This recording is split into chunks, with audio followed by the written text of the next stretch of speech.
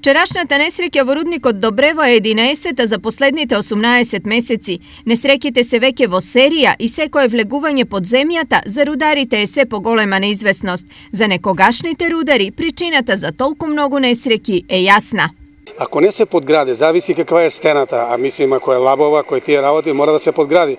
Али јас сум од тука од едно село блиско и минам низ рудникот.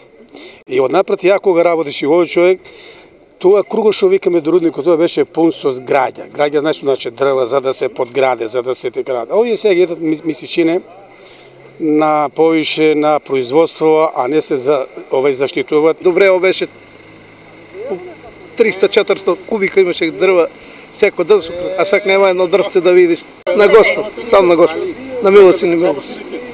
Дали овој рудник е обезбеден по светски стандарди е прашање, но концесионерот на рудникот Добрево Индоминерали ги има сите работни дозволи, вклучувајќи и онаа за стандардите при експлоатација. Со други зборови, што и да се случи во рудникот е или несреќа или рударско невнимание.